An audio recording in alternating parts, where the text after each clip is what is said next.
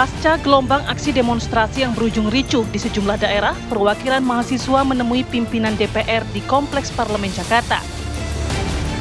Mereka menyuarakan aspirasi dan keresahan yang dialami rakyat. Wakil Ketua DPR RI Sufmi Dasko Ahmad, Saan Mustopa, dan Cucun Ahmad Samsurijal menerima sejumlah badan eksekutif mahasiswa dan organisasi gerakan mahasiswa dari berbagai kampus di Kompleks Parlemen Jakarta.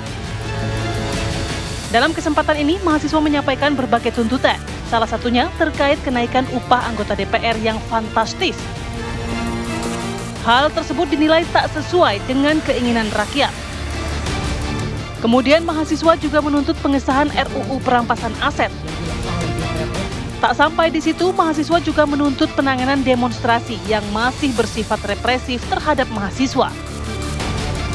Mahasiswa juga meminta DPR membentuk tim investigasi bersama atas isu makar yang mengemuka. Pertemuan perwakilan mahasiswa dengan pimpinan DPR ini menindaklanjuti rentetan demonstrasi yang belakangan terjadi. Seperti apa kelanjutan tuntutan mahasiswa ini? Dengan adanya pertemuan yang secara terbuka dan transparan ini, akankah Dewan Perwakilan Rakyat akan melaksanakan tuntutan tersebut atau ada pertimbangan lain?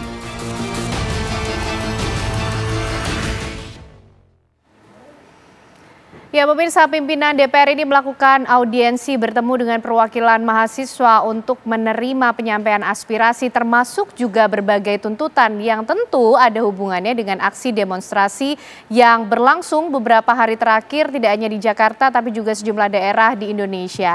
DPR kini melakukan rekonsiliasi dengan melakukan pertemuan tersebut, pemirsa. Lalu seperti apa respon atau tindakan nyata dari DPR RI untuk menerima berbagai tuntutan tersebut dan bagaimana pula komunikasi politik yang akan dibangun tidak hanya oleh DPR tapi juga kepada pemerintah. Kita akan membahasnya malam hari ini bersama dengan sejumlah narasumber yang sudah bergabung di Apa Kabar Indonesia Malam. Ada pengamat hukum tata negara Bang Margarito Kamis. Selamat malam Bang Margarito, sehat? Iya, sehat. Selamat Terima malam, kasih Bang. sudah bergabung malam hari kan? ini. Sehat? Oke, dan juga bergabung. Sehat, silakan dan juga bergabung bersama kita malam hari ini ada Bang Slamet Ginting, pengamat komunikasi politik dari Universitas Nasional. Bang Slamet, apa kabar? Alhamdulillah, kabar baik. Sehat ya. Dan juga bergabung melalui sambungan Zoom ada Wakil Ketua Komisi 13 dan juga anggota DPR RI tentunya Pak Sugiat Santoso. Selamat malam Pak Sugiat. Assalamualaikum. Waalaikumsalam, selamat malam para pemirsa TV One dimanapun berada. Oke, Pak Sugiat, kemarin Rabu pimpinan DPR sudah menerima perwakilan mahasiswa. BEM mahasiswa berada di sana untuk menyampaikan aspirasi, artinya tidak ada lagi alasan dari DPR yang tidak tahu mengenai tuntutan-tuntutan tersebut. Apa kemudian responnya? Ya, yang pertama bahwa pertemuan kemarin secara personal adalah pertemuan yang memiliki ikatan historis dan ikatan batin yang sangat kuat ya Mbak ya. Bahwa pimpinan DPR kita bahkan mungkin sebagian besar kawan-kawan di DPR itu juga punya ikatan historis dengan gerakan mahasiswa.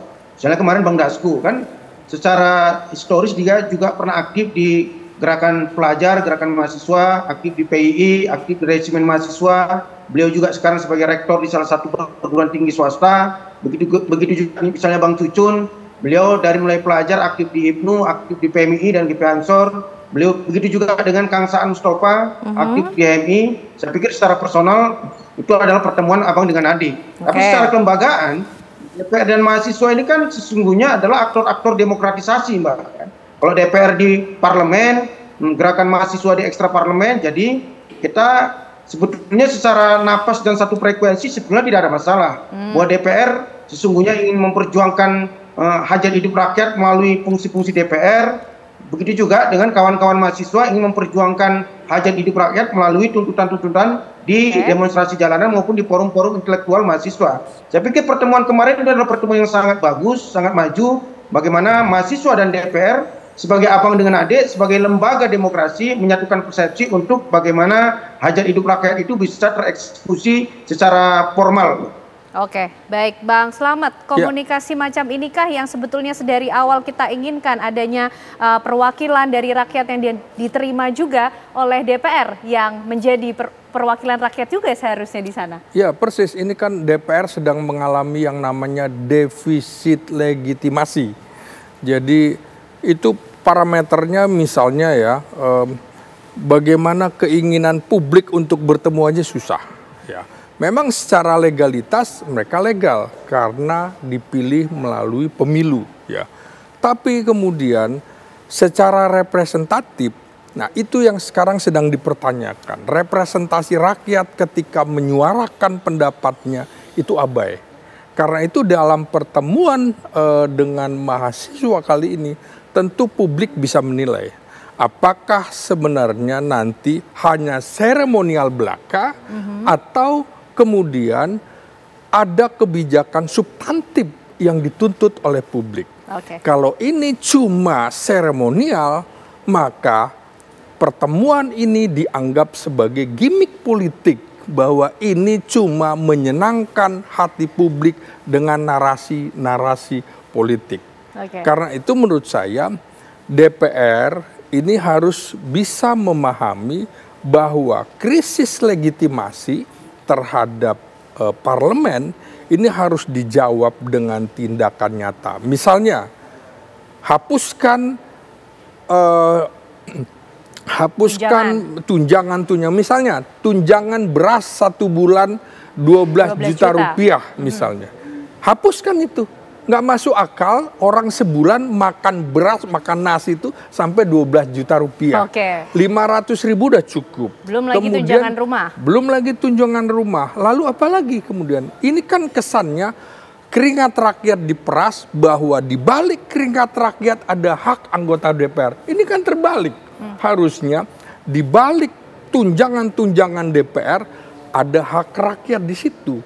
Hapuskan lagi kemudian ketika pajak anggota DPR yang dibayarkan oleh negara dihapus. Karena rakyat justru harus membayar pajaknya. Ya seperti ini, rasa ketidakadilan, rasa bahwa mereka adalah kelompok elitis yang jauh dari rakyat, ini harus dibenahi. Baik, Bang Margarito, kalau secara ketatanegaraan, sebetulnya skemanya sudah ada belum sih Bang untuk menyampaikan aspirasi dari rakyat, ketika kemudian rakyat sendiri yang turun untuk mengevaluasi bagaimana wakil rakyat di parlemen? Sebenarnya ya kalau kita bicara formil, tidak ada pelembagaan prosedur yang konkret untuk penyampaian aspirasi, kecuali secara natural saja gitu ya, orang bisa demo, bisa datang situ lalu sampaikan aspirasinya sih memang iya gitu. Tapi kalau pelembagaan misalnya dalam undang-undang, diatur dalam undang-undang bagaimana caranya dilaksanakan, kapan dilaksanakan, bagaimana DPR harusnya merespon mereka dan segala macam, itu memang harus kita akui secara prosedur atau secara normatif, prosedur-prosedur itu atau kelembagaan itu tidak ada. Sebegini jauh, jadi umum saja gitu ya. Itu yang berjalan sebegini jauh. Jadi belum ada sebetulnya. Iya, jadi ya semua berlangsung secara natural saja gitu ya. Orang datang memberikan pendapat dengan semua dinamika yang bisa mereka lakukan baik di dalam maupun di luar. Begitu DPR juga tergantung reaksi mereka.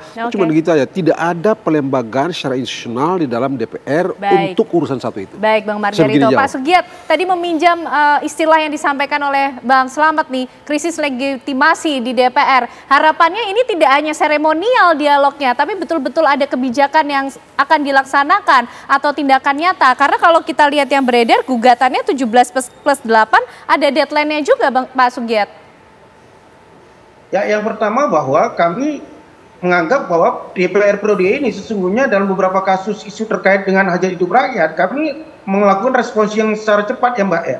Misalnya pada bulan Januari ketika ada isu PPN 12% yang itu dianggap menyulitkan rakyat, DPR yang turun langsung menuntaskan itu, sehingga isu PPN 12% itu hanya mengisir barang-barang mewah, tidak menyulitkan rakyat. Begitu juga misalnya bulan Februari ketika ada isu kisru kelangkaan LPG 3 kilo, lagi-lagi DPR yang turun, Bang Dasko yang turun untuk menuntaskan persoalan tersebut. Kemarin juga ketika ada isu persoalan perebutan 4 pulau antara Sumut dan Aceh, lagi-lagi kemudian DPR turut andil untuk menuntaskan persoalan tersebut.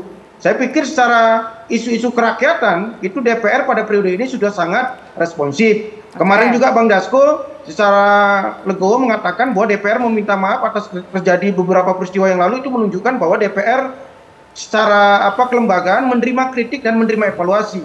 Dan terkait dengan tuntutan 17 plus 18, saya pikir pimpinan kami DPR itu juga sudah menyauti. Ada beberapa isu-isu yang disampaikan oleh mahasiswa ke DPR, misalnya terkait dengan tunjangan rumah. Pimpinan DPR kami juga pimpinan partai sudah menyatakan bahwa mereka sepakat supaya itu ditiadakan. Begitu juga dengan moratorium kunjungan ke luar negeri dan lain sebagainya juga sudah ditiadakan. Saya pikir DPR terbuka menerima aspirasi, kritik, evaluasi dari masyarakat, khususnya dari mahasiswa, Mbak.